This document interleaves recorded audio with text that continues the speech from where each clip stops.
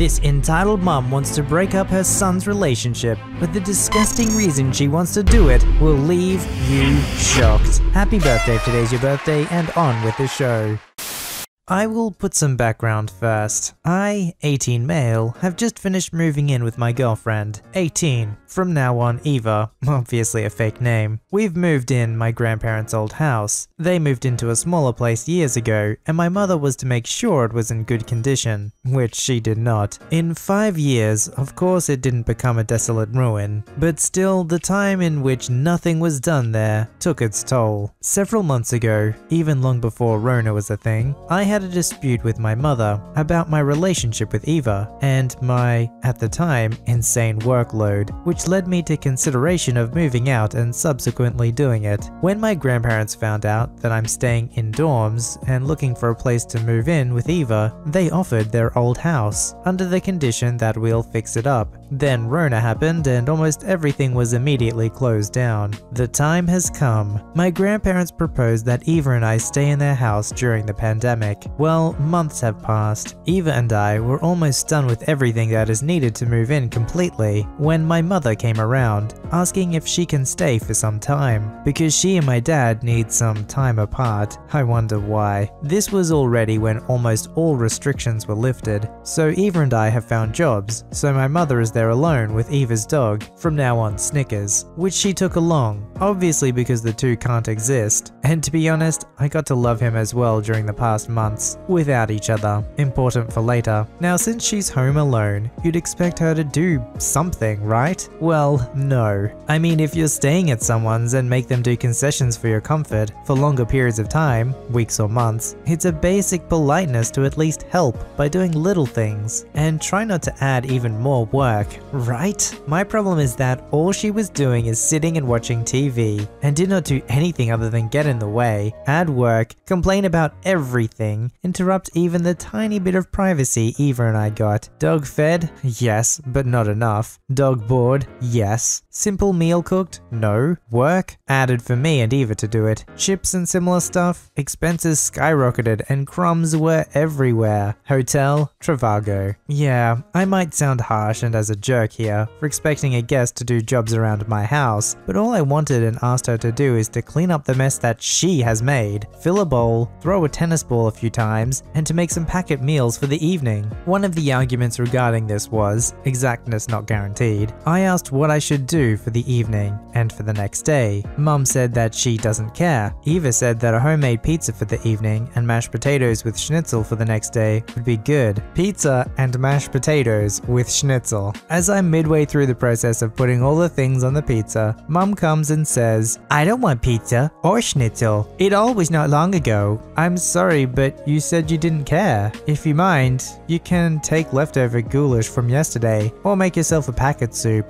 Don't talk to me like that. Then stop complaining. If you have such a problem with what we're cooking, just cook yourself. Don't disrespect me like that. I gave birth to you. I cared for you. Raised you. Cool and all, but I don't remember complaining about what food you made. Shut up. You have no right to talk to me like that. But unless you calm down, I have full right to tell you to get out of this house. A few days have passed, and Eva noticed my mother has dropped a cookie, the one half coated in chocolate, near Snickers. Chocolate is poisonous for dogs. My mother likely fully well knew she dropped it, and obviously Snickers, with his state-of-art detection of food on ground, immediately went to examine the cookie. Eva luckily took it before Snickers could eat it. I'm sorry, but you have to be careful with chocolate around Snickers. He almost ate the cookie you dropped. So, you feed him cookies all the time? Yes, those are cookies I make specifically for him, but what you dropped might kill him. Oh, come on. There's just a little chocolate on it. Just please be careful. Pfft, just a stupid dirty flea bag. My mother has thrown a massive crap into a massive fan. Eva is in general very easy to tick off. This applies twice when it regards someone or something she deeply cares about and loves. I could literally see Eva turn bright red from rage with smoke coming out of her ears. Listen here, the stupid dirty flea bag, given the amount of crap that I have to clean up after you every freaking day, is way more hygienic and intelligent than you are. Quit Heard it, you two. Listen here, you cheeky, disrespectful bitch.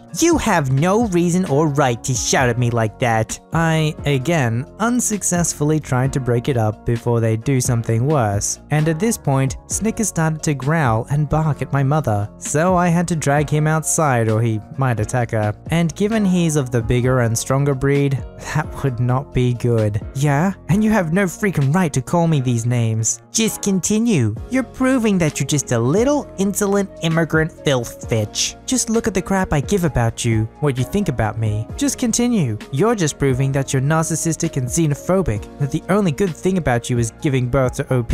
I finally got back, and I will spare you the further insults. Basically ended up with me kicking out my mother, and with Eva crying curled up in a ball on a bed while sobbing, "I'm so sorry." I pieced it together and figured that my mother was trying to break me and Eva apart all along. Eva and I get our licenses and a car from her parents this week, which means full independence, which means that my mother's plans to prevent me from moving in with Eva have failed and that I won. Both battle against my narcissistic entitled mother and lottery of life by moving in with the person I love. Yes, Eva might not have behaved accordingly, but neither did my mother for the past 2 freaking years, since Eva and I started to have something between us. Okay, so I'm just trying to work it out. Was the mother just lazy and not cleaning up after herself because that's in her nature? Or was it purely because she's trying to break them up? I don't know. Maybe it was both. In any case, it's pretty messed up to use your own marital problems and separation as a means to then try and break up your son's relationship, in which he seems very happy. The only thing it seems that you're going to end up accomplishing is distancing yourself from your son even more. For context and background, this took place when I was 20 and worked in a local shop where I grew up. Unfortunately, this area in my city is known for being the hub for entitled parents. Snooty and posh, to put it nicely. When I worked there, I had a lot of encounters with entitled parents, but there were a handful of customers who were absolutely lovely. Posh as anything, but as kind as can be. Sadly, none of these nice people are in the story. The store was located within a 2-minute walk from a primary school. Every Monday to Friday, when the clock hits 3:05 p.m, the shop basically becomes a scene from an apocalypse movie, where the public go crazy trying to grab supplies in stores, except with kids. It's also one-manned, meaning there is only one staff member in at a time, mainly because the store is pretty small. So between 3 and 3:05, you have to get everything you need and lock yourself behind the counter, because it is impossible to move around once the kids are in. The parents typically waiting outside and chatting to each other, while sometimes the parents wait in store on their phones, basically leaving it to whoever is working to watch their kids. The story. So 3:05 p.m. hits, and the horde of kids come in, screaming and laughing as usual. According to my co-workers, they tend to all come to the counter at once and never queue, but I have never had that issue. Sure, some kids try to skip,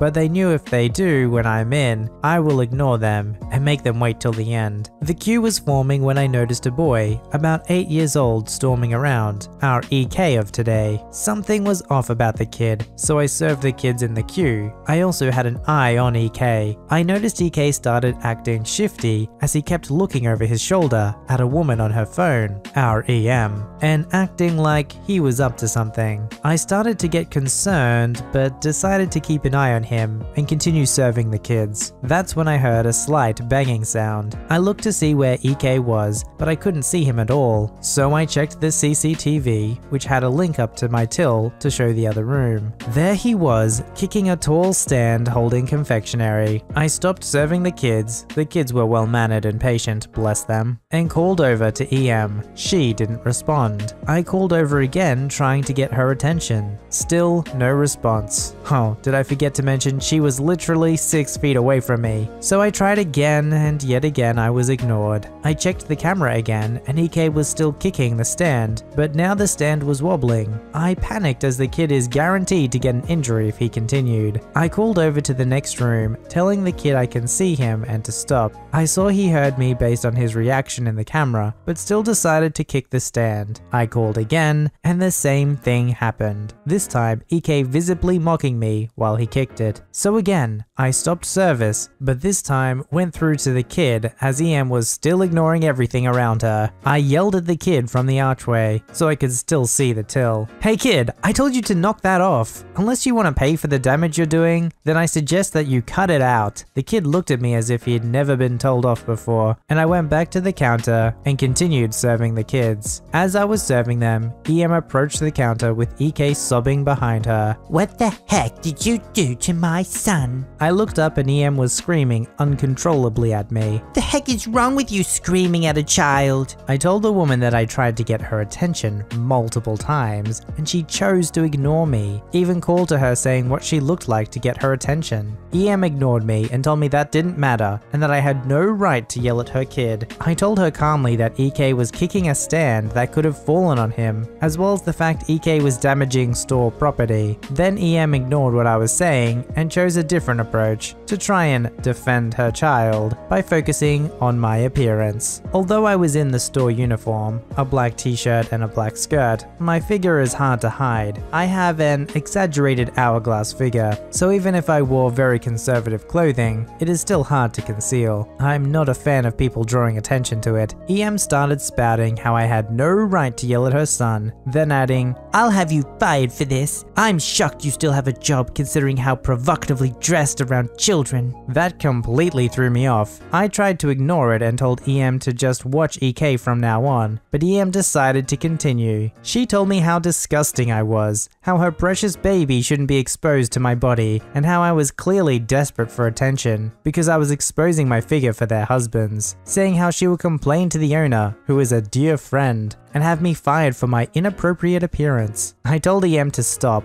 that her comments were highly inappropriate, and told her to leave. Also telling her that the owner is actually my best friend. He got me the job. She kept saying, well, I'm only saying what everyone is thinking. You are disgusting. Yelling at children and dressing like a Thor for attention. Absolutely disgusting. You should be ashamed. This is not the place for, while pointing at my body, this. I stopped trying to be polite after this and told EM to leave immediately or I'll have to call the police to remove her. She said I have no right to remove her, but I responded, damaging property, using profanities in front of children, abusing staff, and let's not forget negligence towards your own child's safety. Yes, I can. EM screamed about me owing her an apology for yelling at her son and saying what I said, but I picked up the phone and started to dial, reminding EM she is on camera. She grabbed EK and left, telling me how despicable I am and telling me how I better not have kids. I didn't call the police and just put the phone down and continued serving. After the kids were all served, a few of the parents approached me saying, that woman, oh my gosh, what happened? Which I knew darn well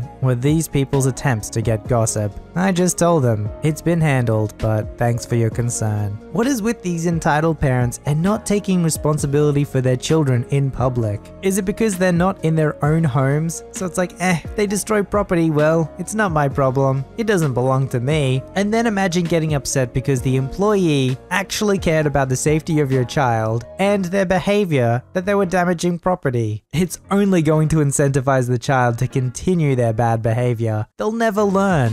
Submit your story to be read on the channel at VoiceyHereStories@gmail.com and join our Voicey veteran community at r/VoiceyHere. Don't forget to like, subscribe, and hit that bell to never miss an episode. Alright, Voicey veterans, I'll see you in the next one.